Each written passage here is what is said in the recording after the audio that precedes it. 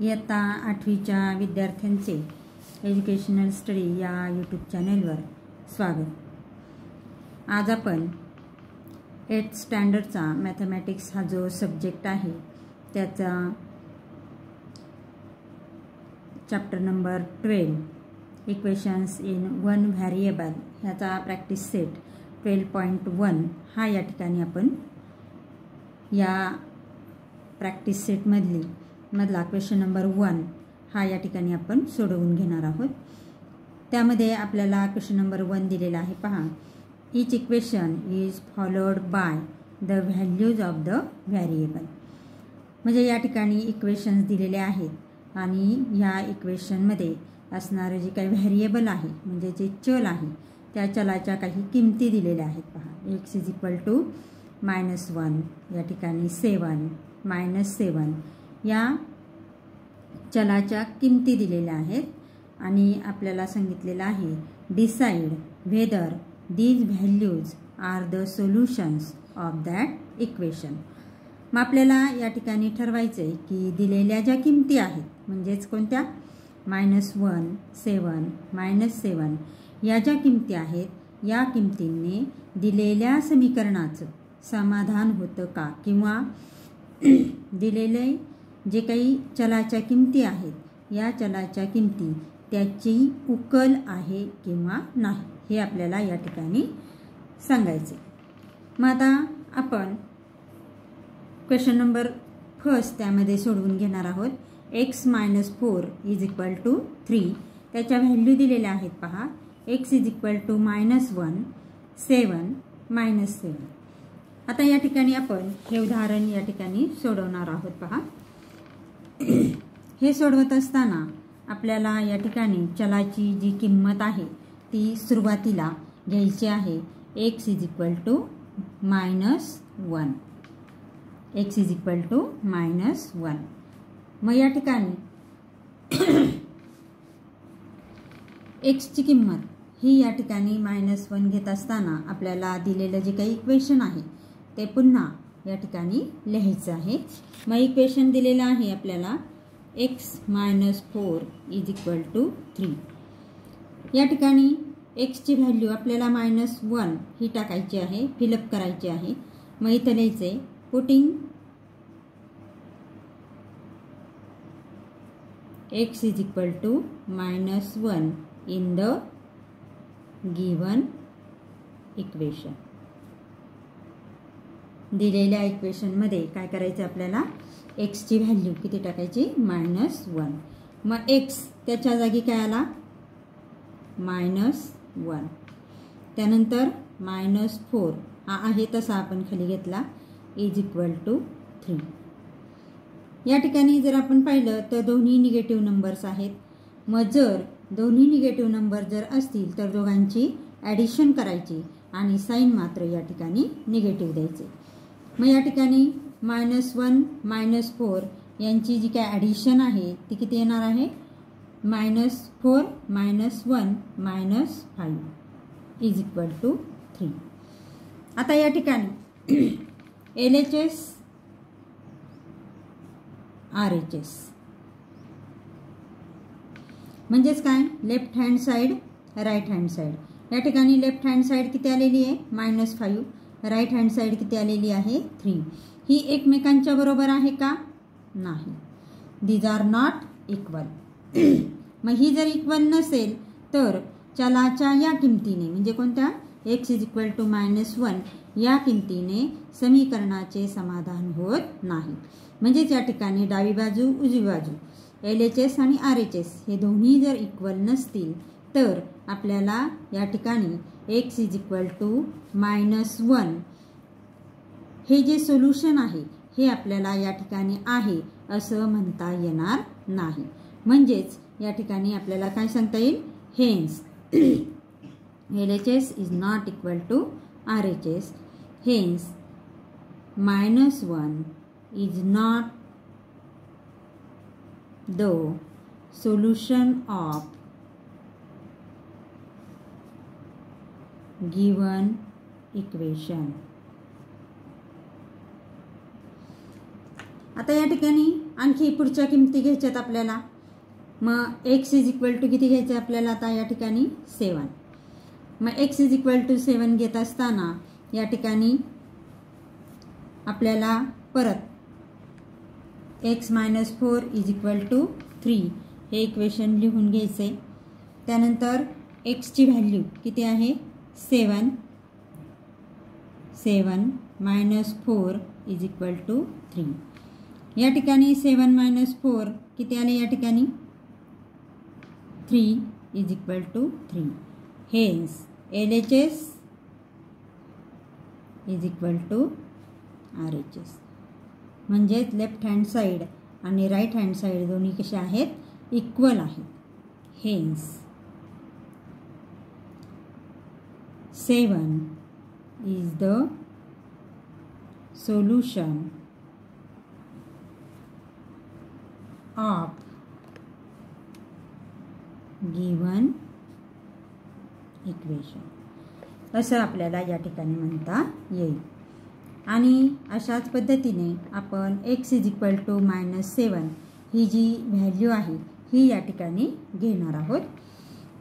मग या ठिकाणी x is equal to minus 7 घेत असताना या ठिकाणी पहा आपण आता घेऊयात x is equal to minus 7. x is equal to minus 7. Equation आपल्याला तेच लिहायचे पुन्हा x minus 4 is equal to 3. x minus 4 is equal to 3. x ची व्हॅल्यू आपल्याला काढायची. x ची व्हॅल्यू टाकायची minus 7 minus 4 is equal to 3. आता या ठिकाणी आपल्याला हा ब्रॅकेट आहे तो कॅन्सल करायचा आहे. मग या ठिकाणी minus 7 minus 4 is equal to 3. आता या ठिकाणी जर आपण पाहिलं दोन्ही निगेटिव्ह नंबर्स आहेत म्हणजे दोघांची ॲडिशन करायची. 7 4 ॲडिशन किती आली 11 आणि साईन कोणतं द्यायचं याला निगेटिव्ह इज इक्वल टू 3. त्यानंतर या ठिकाणी जर आपण पाहिलं तर मायनस 11 आणि 3 हे जे आहेत हे इक्वल नाहीत. म्हणजेच या ठिकाणी आपल्याला काय सांगता येईल LHS is not equal to RHS. Hence minus 7 is not the solution of given equation. अशा पद्धतीने आपल्याला हे जे आन्सर आहे हे या ठिकाणी काढता येईल. आणि अशा पद्धतीने आपण या ठिकाणी प्रॅक्टिस सेट 12.1 मधला या ठिकाणी फर्स्ट एक्झाम्पल जे आहे ते आपण सोडवलेलं आहे. आता सेकंड एक्झाम्पल पहा. सेकंड एक्झाम्पल आपल्याला दिलेला आहे 9m is equal to 81. 9m is equal to 81. या ठिकाणी mच्या व्हॅल्यू फिलअप करायच्यात. या ठिकाणी 3 9 मायनस 3. मग या ठिकाणी mची व्हॅल्यू सुरुवातीला किती घ्यायची आपल्याला या ठिकाणी m इज इक्वल टू 3. मग या ठिकाणी इक्वेशन आपल्याला या ठिकाणी आहे तसं लिहावं लागणार आहे. 9m इज इक्वल टू 81 त्यानंतर 9 इंटू आता या ठिकाणी m हा 9ला कसा आहे मल्टिप्लाय आहे म्हणजेच या ठिकाणी आपल्याला मल्टिप्लायचं साईन देता येईल. mची व्हॅल्यू किती आहे या ठिकाणी 3 घ्यायची आपल्याला इज इक्वल टू 81. आता या ठिकाणी गुणाकार करायचा आहे पहा. 9 इंटू 3 किती आले 27 is equal to 81. 27 is not equal to 81. Hence LHS is not equal to RHS. Hence आपल्याला काय सांगता येईल 3 is not the solution of given equation. आता याच पद्धतीने आपल्याला m ची व्हॅल्यू किती घ्यायची या ठिकाणी 9.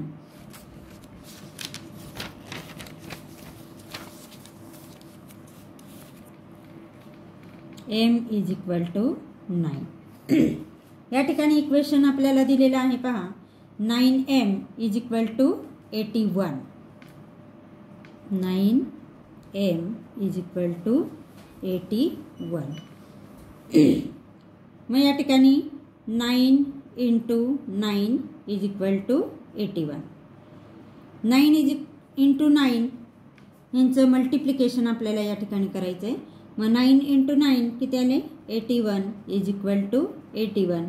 Hence LHS is equal to RHS. म्हणजेच या ठिकाणी लेफ्ट हँड साईड आणि राईट हँड साईड दोन्ही कशा आहेत बरोबर आहेत. मग हे दोन्ही जर बरोबर असतील तर आपल्याला काय सांगता येईल या ठिकाणी. Hence 9 is the solution of given equation. अशा पद्धतीनं या ठिकाणी आपल्याला हे सोल्युशन आहे हे आपल्याला सांगता येईल किंवा डिसाईड करता येईल.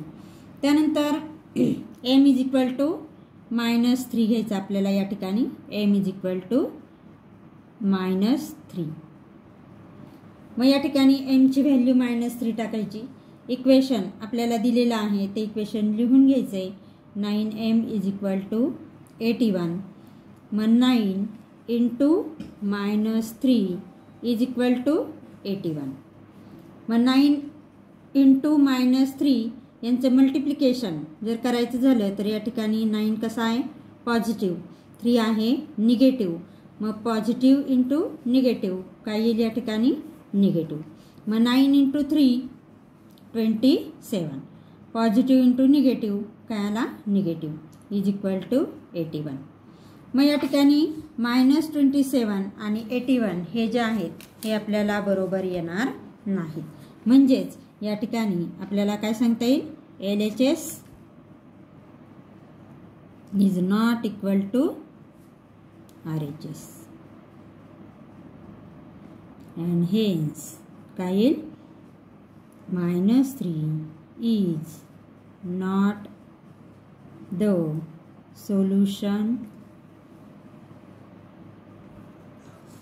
Of given equation.